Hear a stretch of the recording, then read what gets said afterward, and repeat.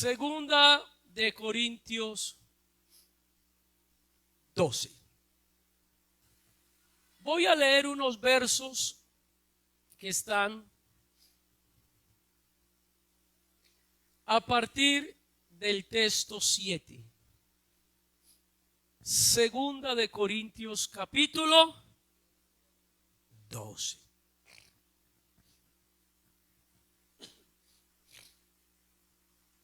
Escucha lo que dice la palabra del Señor.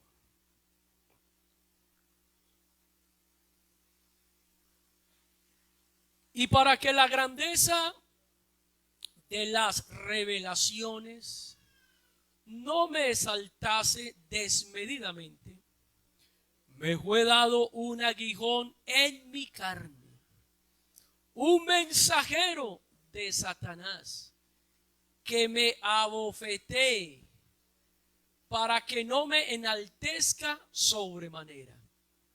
Respecto a lo cual 3 veces he rogado al Señor que lo quite de mí.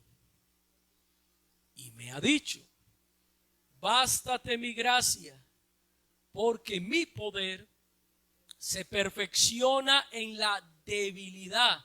Por tanto, de buena gana me gloriaré más bien en mis debilidades, para que repose sobre mí el poder. ¿De quién? De Cristo. Gloria a Dios. Vamos a orar. Que Dios nos bendiga. Voy a hablar de los aguijones. El aguijón de la carne. También se pudiera titular la piedra en el zapato. Pero vamos a orar. Que Dios nos bendiga y esta palabra conforme sea la necesidad. Porque Dios habla según la necesidad. Sea Dios obrando grandemente. Invoquemos el nombre de Jesús. Soberano Dios. Aleluya. Te bendecimos, Señor Jesucristo. Yo adoro tu nombre, Señor, en esta mañana. Y te pido, Dios, tu palabra que es espíritu y es vida, cumpla el propósito conforme tú la envías hoy a cada uno de nosotros. Estamos, Señor, en tus manos. Tú eres bueno y para siempre es tu misericordia. Dios, háblanos, edifícanos, Señor, dirígenos, Señor. Oh, danos inspiración, revelación en tu palabra para que podamos ser fortalecidos en el hombre interior. Señor, estamos en tus manos. Yo te pido la autoridad, Dios, la gracia y la inspiración en esta hora. En el nombre de Jesucristo. Gloria a Dios. Amén y amén. Diga gloria a Dios. Esté cómodo, hermano y amigo.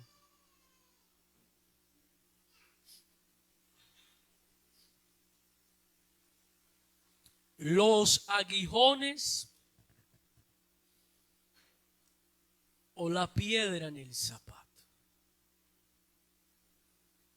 Gloria al nombre de Jesús. ¿Alguna vez usted ha sentido una piedra en su zapato? Algo externo que ahí le talla, que usted dice, oiga, pero ¿qué hay ahí adentro? ¿Alguno lo ha sentido? No. Y la pregunta ¿es incómodo al andar o sentir la piedra en el zapato o es un descanso caminar con un aguijón? ¿Cómo se ha sentido usted? Cierto que hay cositas que incomodan. Yo no sé si usted alguna vez ha sentido un residuo en el ojo, que puede ser una partícula pequeña, pero que lo irrita y usted hay algo ahí que como que no le cuadra. Porque el ojo es tan delicado, hermano, que cualquier cosa externa, residuo, partícula, inmediatamente lo lastima, lo irrita, lloriquea y incomoda, ¿cierto que sí? ¿Qué hace usted o qué hacemos cuando sentimos la piedra en el zapato? Cuando eso le está incomodando, cuando eso lo tiene intranquilo, cuando eso realmente, hermano, lo fastidia. ¿Qué hace usted? Hay dos cosas que podemos hacer. Una, si es una piedrecita, detenernos y despojarnos de ella. ¿Cierto que sí? Porque eso talla, eso fastidia. Si es algo que está en el ojo, uno como que busca la forma de unas gotas, agua, buscar a alguien que lo examine, lo explore para qué. O dos, pues hermano, acomodarlo y aceptar y seguir con eso. Pero ¿qué es mejor, hermanos? ¿Sentir el descanso o quedarnos con la incomodidad? ¿Qué es mejor? Diga. ¿No es mejor uno detenerse? Amén. Explorar, analizar y decir, voy a darle una resolución. Voy a quitar. Voy a despojarme. Voy a sentirme tranquilo o libre. Y esa es la invitación que yo le hago en esta tarde ya en el nombre de Jesús. Es posible que nosotros tengamos un aguijón o la piedrecita en el zapato. Y algunos ni una piedrecita, yo creo que hasta la del peñol tendrán. Sí, porque han dejado que eso, mire, eso se convierte como una bola de nieve, porque las cosas no empiezan, la mayoría no empiezan. ¿Cómo inició usted? Iniciamos un bebé, un niño, un adolescente, un joven, las cosas van ¿qué? ¿Cómo inicia una humedad? Una gotica. Y eso va viendo uno el manchón pequeño y después el manchón y al último esa humedad le tumba uno la puerta, le tumba el muro, le tumba el techo, le hace ¿qué? Y usted dice una gotica hermanos. ¿Sabe qué nos enseña el gran sabio Salomón en el libro de los Cantar de los Cantares, el capítulo 2 y el verso 15? ¿Cazadnos qué? Las zorras qué?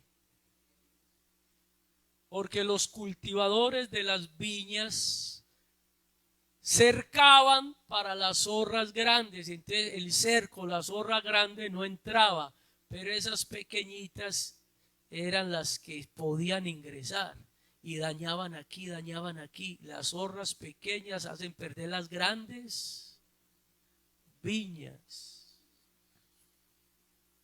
Y a veces uno se cuida de unas cosas muy grandes.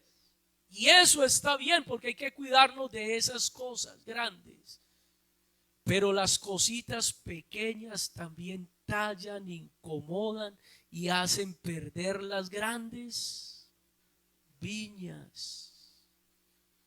Digamos gloria a Dios. El capítulo 26 del libro de los Hechos, escuche esto. El apóstol Pablo está diciendo del verso 14: habiendo caído todos nosotros en tierra, oí una voz que me hablaba y me decía en lengua hebrea: Saulo, Saulo, ¿por qué me persigues? Dura cosa te es dar golpes. ¿Contra qué?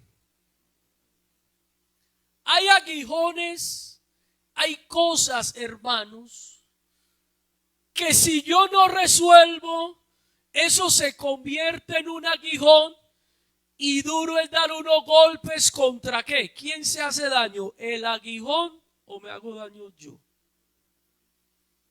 ¿Quién es el que se hace daño?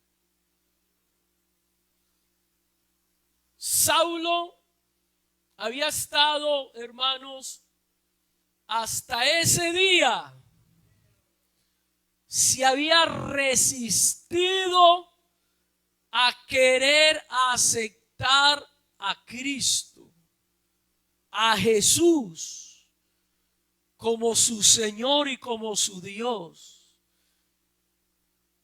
Él había estado muy firme en sus convicciones, pero ahora él se encuentra de una manera particular y se enfrenta a una realidad llamada Jesús. Había evitado muchas veces, porque a veces uno evita tener como querer enfrentarse a la realidad. Y ahí tiene uno la piedrecita, pero uno como que no quiere enfrentarla porque cree que va a haber juicio, que va a haber, se le va a agrandar el problema, que una cantidad de cosas. Pero Saulo evitaba, pero ahora no puede evadir la responsabilidad. Saulo, Saulo, ¿por qué me persigue? O sea, lo está llamando por su nombre, lo está confrontando con una realidad. ¿Por qué me persigues? Ya no tiene escapatoria. No hay excusa. Es él y Dios. Había gente alrededor y claro, pero el que escuchó la voz no fueron todos. Saulo. Porque a veces los demás pueden ignorar las cosas, pero la realidad es uno y Dios. Así que está frente a una realidad. Muchos se resisten al llamado de Dios, a enfrentar sus temores, a tener que confesar, a hacer una resolución por una cantidad de perjuicios y prejuicios. ¿Qué dirán? Mi posición, ¿qué pensarán los demás? Pero ahora Saulo se ve frente a una realidad. Yo tengo que tener una resolución con Jesús. Yo soy Jesús. Vea, la realidad de todos nosotros, hermanos, ya es Jesús. Desde el momento que yo conocí la palabra, la revelación, ya tengo una realidad con Jesús. Yo ya no lo puedo evadir. Y más si soy bautizado. Porque yo sé que mi Jesús es el Dios omnipresente, omnipotente, omnisciente. ¿A dónde huiré de la presencia de Dios? O sea que yo ya sí tengo una realidad. El que no conoce a Dios peca porque cree que Dios es tan pequeño que no lo ve. El que no conoce a Dios hace y deshace porque cree que Dios es tan insignificante que no se da cuenta de nada, ni oye, ni ve, ni entiende. Pero el que conoce a Jesucristo sabe que Él es Dios sobre todas las cosas. Así que yo ya no lo puedo evadir. Ya eso es una realidad. ¿A dónde huiré de qué? Por eso el Señor Jesucristo lo que le dice a Saulo es: yo soy Jesús. De una vez lo confrontó con la realidad. Y por eso Saulo, al reconocerlo, le dice: ¿qué quieres que haga, Señor? O sea, ya no lo ve como un engañador. Porque Saulo creía que ese Jesús era un estafador, que era alguien que se había levantado a querer cambiar la religión, el judaísmo, la ley de Moisés. Y por eso él creía que él estaba peleando, combatiendo un engañador. Pero ahora se da cuenta que Jesús es Dios. Ya no lo puedo evadir. Ahora es: ¿qué quieres? Mire cómo cambian las cosas. La piedrecita, ese aguijón, lo que te confronta, hermanos, se va a solucionar el día que usted le diga: ¿qué quieres que haga, Señor? Ya no puedo esconder esto. ¿Y a quién se lo voy a esconder? Yo ya tengo que, porque si usted acomoda la piedrecita, porque usted la puede acomodar, eso que le talla, eso que le incomoda, usted lo puede acomodar. Pero hermano, acomodar no es resolver. Quiere decir que usted se está habituando, se está acostumbrando a andar como con la talla, con la incomodidad, con la suciedad, con eso que te puya, el aguijón que te puya. Y hermano, uno toda la vida con un aguijón, como complicado. Con la piedrecita que talla, no, es mejor uno caminar bien. ¿Cuáles son los aguijones que nos pueden, hermano, incomodar? O los aguijones con los cuales Dios también trata con el hombre. Porque hay aguijones que también son de parte de Dios. ¿O usted qué cree? Hay aguijones humanos y hay aguijones que Dios coloca para tratar conmigo también. Porque hay problemas que yo me busco. Hay piedrecitas, hermano, que yo me las busco. Otras que a veces Dios las pone en el camino para que también, bueno, mantengamos como una actitud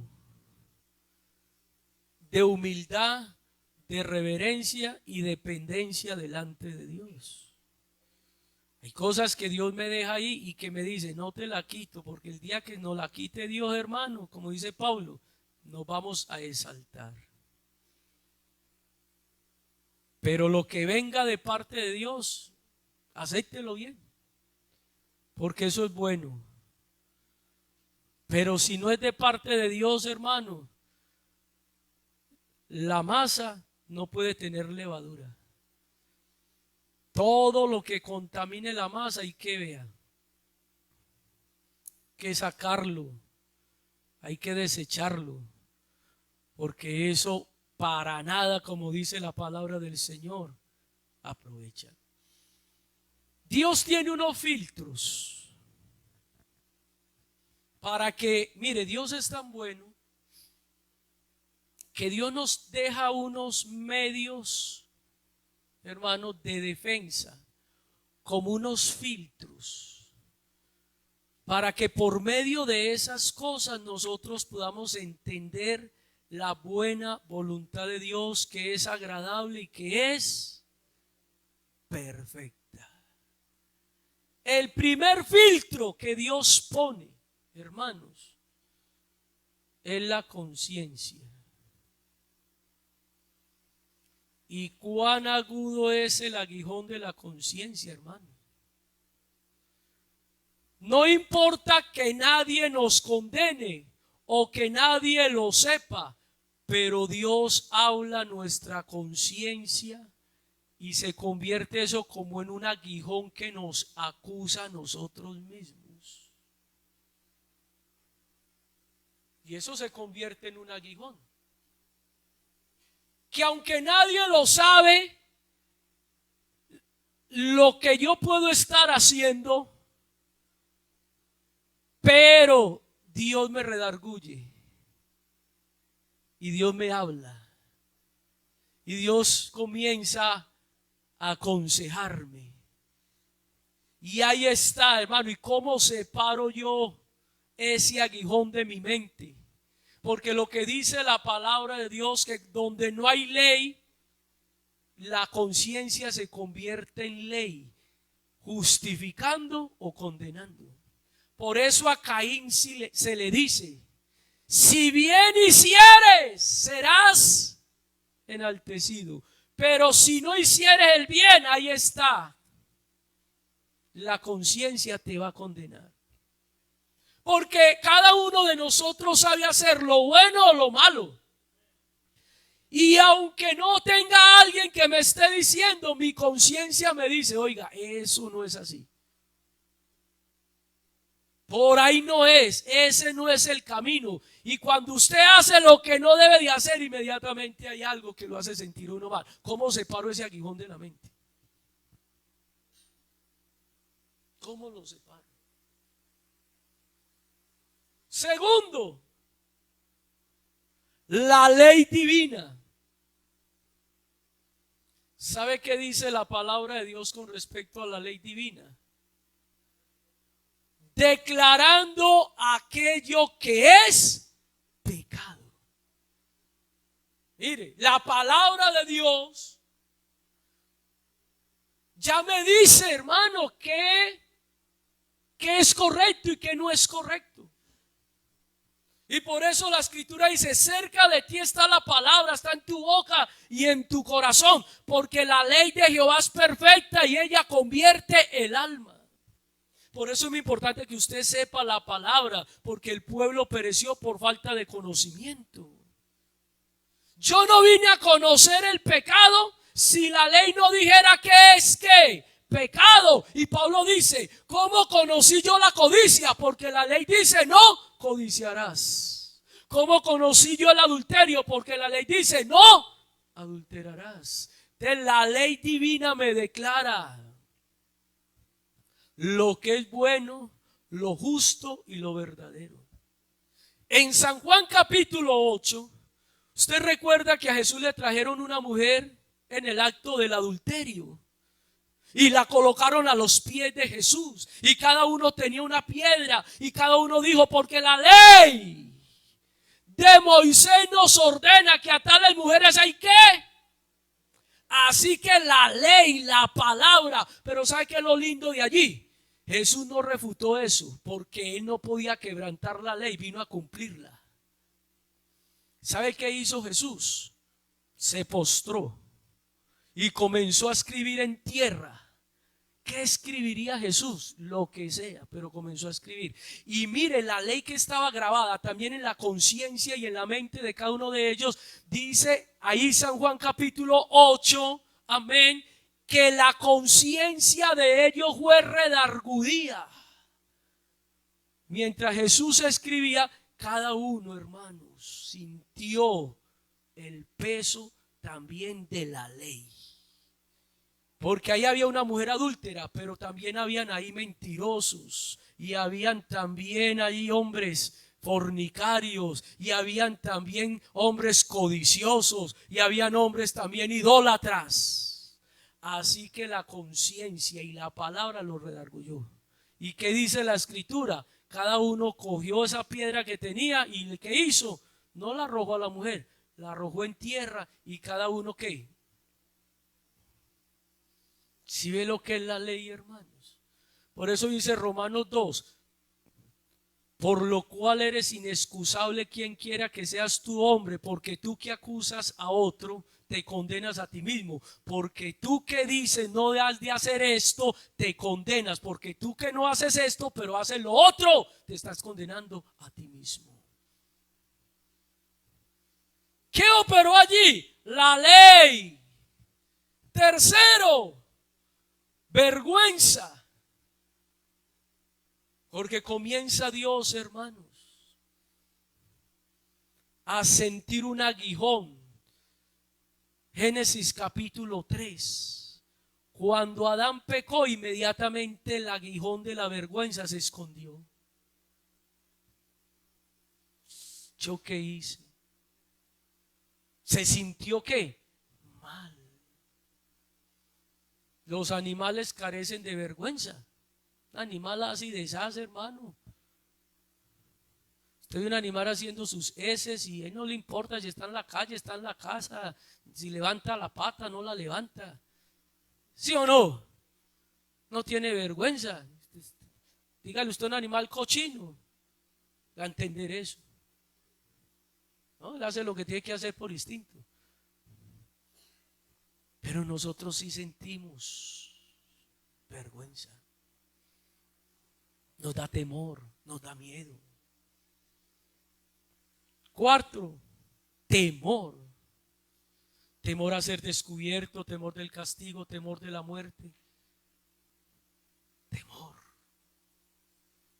Mire, son aguijones que Dios establece para que usted se dé cuenta que esa piedrecita en el zapato hay que sacarla. Porque eso tarde o temprano, las zorras pequeñas hacen ¿qué? Los sufrimientos consecuentes, físicos, morales, sociales. Porque hermanos, todo acto recibe una respuesta. Causa, efecto. Lo que se siembra, se recoge. El bien que hago se retribuye, pero lo que no hago tan bueno, hermanos, mire alrededor, como dice Hebreos capítulo 12, tenemos una nube grande de testigos. Hombres que por la fe se esforzaron, agradaron a Dios y recibieron una respuesta positiva, pero otros, todo lo que está escrito se escribió para que tengamos ejemplo. Pregúntele las consecuencias a otros que no quitaron la piedra en el zapato y después, hermanos, esa factura se la cobraron. Yo por ahí tengo un tema que lo llamo la factura olvidada. ¿Alguno de ustedes alguna vez se le olvidó pagar algo y después lo llamaron? ¿O no? Que usted le olvidó y usted pensó que no debía nada. Oiga, a mí hace días me llamaron de una empresa telefónica como por 5 pesos. Y no crea, por 5 pesos que lo embargan a uno. 5 pesos. ¿A usted le pasó eso? Por 1.000, imagínense. ¿Para usted cuánto? 5.000. Y no es que uno no tenga con qué pagar los 1.000, los 5.000. Es que se le olvida. Pero allá está la factura. A usted le olvidó, pero al otro no. Y como es de duro que le saquen la factura olvidada. ¿Sí o no? La factura olvidada que usted pensó, no debo nada. Y le sacaron los 5 pesos. Cobro prejurídico, embargado por 5 pesos. Por lo que sea, es que el valor no importa, hermanos. Pregúntele a Can, le sacaron la factura olvidada. ¿Usted creyó que no se habían dado cuenta cuando escondió el lingote, el manto babilónico? ¿Sí o no? Que lo enterró en su tienda, no pasó nada. Y Dios le dijo a Josué: ¡ay! Anatema, hay una facturita que la voy a cobrar. Señor, pero ¿quién debe? Ya te voy a decir. Llame a todos los príncipes de Israel y que cada uno pase según su familia, y el que vaya pasando que diga gloria a Dios, y yo le voy a mostrar quién es. Pasó la primera, diga gloria a Dios, gloria a Dios. Uy, no pasó nada, se fue tranquilo. Pasó el segundo, diga gloria a Dios, gloria a Dios. Y uno por uno, y llegó la familia de acá, diga gloria a Dios. No fue capaz. Porque eso es lo que llama la palabra del Señor, jurar en vano. Mentir.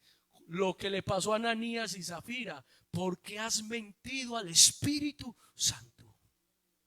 Acán, ¿qué pasó? Di gloria a Dios.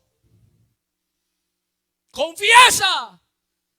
No, cuando fuimos a Jericó y entré en una tienda, vi unos lingotes, vi un manto, me parecieron muy interesantes. Y yo los traje, los enterré en la casa. ¿Y por qué has traído la desgracia al pueblo? Ahí Dios le sacó la factura. ¿Cómo terminó Acán, hermanos? La factura olvidada. Pregúntele a David la factura olvidada. Pregúntele a Moisés la factura olvidada. Ahí quedó la cuenta. Y hay cosas que en Dios, hermano, no caducan. ¿Sabe cómo caducan? Es que ni siquiera caducan. Las cosas en Dios no caducan. Las cosas de Dios son exoneradas, que es diferente. ¿Cómo lo exonera uno a Dios? El perdón. Porque aunque nos lavemos con lejía y amontonemos jabón, si no resolvemos el problema, ahí va a estar la mancha del pecado. Así usted lo acomode como la piedrecita que usted acomodó. Usted anda con ella acomodada, pero eso no quiere decir que no esté ahí. Ahí está. Usted simplemente lo está, ¿qué? Se está habituando, pero no ha resuelto el problema. Digamos gloria a Dios. Y hay unas consecuencias. Hay cosas, hermanos, que es mejor no darse golpes contra el aguijón, sino decirle: Señor, ¿qué quieres? ¿Qué quieres que yo haga? Porque, hermano, hay un descanso. Mientras callé, me fue mal, pero confesé a Jehová mis transgresiones y tú perdonaste. Adán se escondió y Dios lo llamó, y cuando se presentó a Adán, ¿qué le dijo Dios? Tranquilo, Adán, yo lo voy a perdonar. Si es mejor uno, hermano, presentarse. ¿Qué tiene que hacer uno, hermanos? ¿Qué hizo Saulo? Saulo no siguió dándose ¿qué?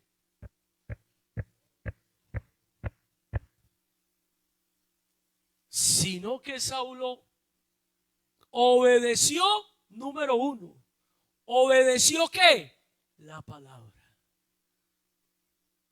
Ve a Damasco y cuando ingreses en la ciudad, pregunta por una calle que se llama La Derecha. Y allá vas a encontrar un hombre que se llama Ananías. Ese hombre te va a enseñar lo que tienes que hacer. Gloria a Dios. Así que Saulo lo primero que hizo fue obedecer ¿qué? La palabra. ¿Qué tiene que hacer usted, hermanos? Busque consejo. Eso es lo primero. No se cargue su problema. No siga con esa piedrecita ahí. Efesios capítulo 4 habla de los ministerios. Dios constituyó unos apóstoles, pastores, maestros, evangelistas, profetas, a fin de perfeccionar a quién, a los santos.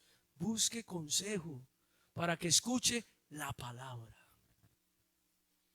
Dios le dijo: vaya, allá le van a dar el consejo. Llegó donde Ananías y Ananías le dio el consejo preciso. Hermano Saulo, mire cómo lo llamó. No lo llamó ni asesino, no, porque hermano, no puede equivocarse. Saulo estaba como equivocado y él mismo lo reconoce. Lo que hacía lo hacía por ignorancia. Realmente yo no quería ni hacerle daño ni a Dios, ni hacerle daño a los apóstoles, ni tampoco desbaratar el cristianismo. No, yo lo que hacía lo hacía por ignorancia, y por esa ignorancia me aparté y hice esto, lo otro. Pero Señor, ¿qué quieres que yo haga? No por eso dejas de ser hermano.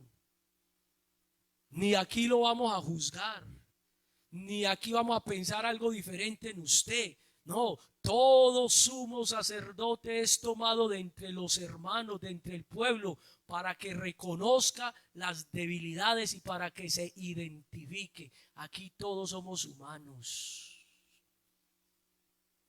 Por eso no nos juzgamos, nos ayudamos. El miembro más fuerte del cuerpo ayuda al más débil. El que sobresale más a aquel que no sobresale, porque somos hermanos. Busque consejo. Y a veces Dios permite las cosas, hermanos. Si Dios no le manda el consejero a David llamado Natán, créame que David se pierde. ¿Qué es lo que hizo Natán? ¿Usted cree que Dios lo envió, amén, para enjuiciarlo? Si Dios hubiera querido, hermano, lo acaba. Lo que hizo Dios fue mandarle el consejero para ayudar a David. Si David confiesa, yo lo ayudo, pero como está calladito, tengo que enviarle quien lo haga hablar. Y por eso Natán le dice, tú eres el hombre. Y por eso David dice, confesaré. Y desde el día que confesé, descansé. Así que busque el consejo. Ahora uno tiene que saber a quién busca el consejo, porque por ahí un profeta Dios le dijo, vea, usted va a ir a un lugar, lo va a comisionar para que hagas este trabajo, pero cuando te regreses a tu casa no vuelvas por el mismo camino, porque lo que usted no ve, Dios lo ve. Y ese profeta así fue, hizo lo que tenía que hacer. Y cuando regresaba se encontró otro que eres que también profeta, pero le dio un mal consejo. Yo no sé si de buena o de mala intención, pero el consejo que le dio es, no te preocupes, come, quédate y mañana regresas por el mismo camino. Y el profeta le dijo, no, porque mi palabra es, no regreses por el mismo camino. Y él le dijo, no, tranquilo, yo también soy profeta, no pasa nada, regresa. ¿Y sabe qué pasó? Cuando regresó por el mismo camino, lo comió un león. Que lo estaba, ¿qué? Esperando. Y era un profeta. Porque no atendió la palabra y el buen consejo. Usted tiene que saber a quién se acerca. Porque en la iglesia hay muy buenos hermanos, pero no todos son buenos consejeros. No todos son buenos consejeros. Aunque sean buenos hermanos, el otro también era profeta. No desconocemos. Y el profeta hablaba la palabra de Dios, pero era profeta, pero no buen consejero. Entonces uno sí tiene que saber a quién le pide consejo. Porque un buen consejo o me edifica, un buen consejo, hermano. Usted se pone a hacerle caso a alguien que puede ser que sea buen hermano, pero si no tiene el don, porque eso es un don. Es que Dios ha dado dones a la iglesia. Eso es un don. Para aconsejar se requiere sabiduría, discernimiento. Uno tiene que saber. Pero entonces usted, hermano, no siga acomodando la piedrecita, busque ayuda. Segundo, no se conforme. Porque algunos con el aguijón lo acomodan, mantienen acomodando los problemas. Y destapan un hueco, ¿para qué? Eso es resolver el problema. Una persona tiene un problema económico y endeudado con 3.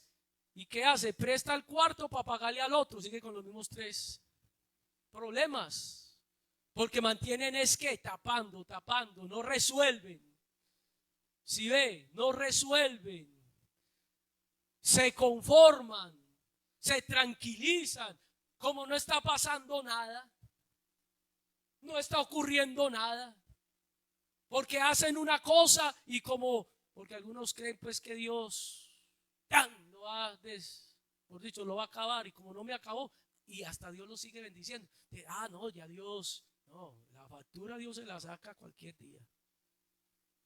Porque Dios es bueno y Él nos ama. Y lo que dice el apóstol Pedro es que la paciencia de Dios es ¿para quién? Para con nosotros, segunda de Pedro capítulo 3, no queriendo que ninguno ¿qué? Sino que todos. Usted tiene que resolver, entonces no se conforme. No piense, hermano, que dejando el problema o acomodando la piedrecita es que ya solucionó el problema. No, resuelva eso. Número 3, mejore su nivel espiritual. ¿Qué es mejorar el nivel espiritual, hermanos? Cuando yo me acerco a Dios, Dios me va a mostrar realmente cómo estoy. Hay un termómetro que se llama Jesucristo. Porque la cuarta iglesia de Asia Menor lo primero que hizo fue decir: yo soy rica, yo ya oro, yo de esto, lo uno y lo otro, y yo no tengo necesidad de Dios. Y Dios le dijo: usted es pobre, aunque pienses que eres rico. Y si Dios lo dice es por algo. Si usted acérquese a Dios y mejore, haga una resolución. Bueno, yo sí realmente sí busco de Dios, sí tengo comunión. Y este consejo le doy a los servidores. Escuchen, servidores. A veces nosotros los servidores nos preocupamos mucho por la casa de Dios y nos olvidamos del Dios de la casa. Y eso no es lo mismo. Por el hecho que yo sirva acá y haga una cosa y evangelice y en portería y en los jóvenes y en la alabanza y metido en todas las cosas de Dios, sí, estoy trabajando para el Dios o para la casa de Dios. Pero tanta ocupación en esto, lo uno y lo otro, ya ni tiempo de orar, ni de comunión, ni de ayuno, porque toda la semana trabajo. Oiga pues, de lunes a sábado trabajo. Ustedes no pueden ir al culto. Y el domingo me toca estar en una cosa y en la otra. Entonces sí vine al culto, vine a las instalaciones, pero entonces ¿cuándo me alimenté? Y eso es un error, porque yo creo que solamente con venir al culto ya me estoy alimentando. Si usted vino a las instalaciones, pero usted estuvo allá, estuvo acá, estuvo allá, pero cuando oró, cuando ayunó, y usted creyó que se había alimentado. No, usted estuvo en la casa de Dios, pero se olvidó del Dios de la casa. Porque no por mucho hacer se hace más. Entonces uno sí tiene que regular. Porque Moisés sabe qué hacía todos los días. Moisés se paraba de la mañana hasta el atardecer. Se sentaba, dice la Biblia, a atender el uno, a atender el otro, a atender el otro. Y su suegro dijo: este muchacho se me va a perder. Porque cuando va a ir a orar, cuando a buscar de Dios para que le dé sabiduría, cuando a ayunar para que Dios le dé gracia para aconsejar. Y lo llamo: vea Moisés, si usted sigue así se va a enfermar, porque de la mañana hasta el anochecer usted no hace sino estar atendiendo gente. Y venga, yo nunca lo he visto usted ayunando. ¿Cuándo vas a ayunar, Moisés? ¿Cuándo vas a ir al templo a orar? Más bien haga una cosa: usted atienda unos asuntos, mire unos servicios que usted pueda hacer. Eso sí, no descuide la casa de Dios, sírvale a Dios, pero regule. Si ve, regule su vida. Y entonces si atiende aquí, pero también ayune, ore, vigile, porque si usted hace esto, te salvarás a ti mismo. Y ese consejo lo siguió Moisés y organizó, reguló. Eso se llama regular. Entonces Moisés nombró este que atendiera 1000, este que atendiera 100, este 50, y los problemas esos más delicados lo atendía él. Pero mire, reguló. Usted regule, hermano. Porque si usted se mete aquí, mete allí, mete allá, mete allá, hermano, usted también tiene esposa, también tiene hijos, bueno, los que tenemos hijos. Y usted tiene que casar, a no ser de que se vuelva eunuco, o no se va a casar joven. Como que van a quedar todos viatos aquí entre todos los jóvenes, que ninguno dice amén. Porque los que se quieran casar, los invito para que el martes traigan un letrerito que dice: soy soltero, y traen el número para que los demás lo vean. Y yo les ayudo a orar. Que hay que sacar tiempo, hermano, para vea. ¿Por qué? A la medida que usted suba su nivel espiritual, hermano, Dios lo libera. El jueves hablamos de 3 cosas que hace el enemigo: atadura, influencia y posesión. Y hay gente en la iglesia atada. Necesita ser libre. ¿Y cómo me libera Dios? Pues en su presencia. Él es bueno y te ha declarado lo que quiere Jehová de ti. Entonces Dios empieza a hablar y me va a demostrar, me va a señalar, y entonces ya uno comienza a hacer resolución. Y ya no me acomodo la piedrecita, sino que la saco y soy libre, porque eso talla. No acomode las cosas. Cuando Pablo, y concluyo, cuando Saulo llegó allá a Damasco y Ananías le dice: ve a Saulo, usted tiene que hacer esto, esto y esto para ser salvo, creyó. Esto es lo que Dios me ha declarado, esto es lo que hay que hacer. Entonces, si usted tiene alguna piedrecita por ahí, hermano, un aguijón que lo avergüenza, que lo hace sentir mal, que lo puede hacer perder, hermano, el que encubre su pecado o su falta, ¿qué dice? Hermano, por mucho que uno quiera, no va a prosperar. Dios es bueno y misericordioso, y que Dios lo guarda a uno, gloria a Dios. ¿Qué tal que Dios no lo guardara a uno y que no le diera oportunidades? Que a la primera, vea, donde Dios a la primera o al primer error de cada uno de nosotros nos hubiera desechado, yo le aseguro que más de uno no estuviéramos aquí, empezando por este servidor. ¿O qué dice usted? ¿Ah? Pero Dios es tan bueno que la primera no la pasa, la segunda también, la tercera. Pero Dios dice: pero pilas pues, hermanito, que yo lo ayudo, pero no abusemos.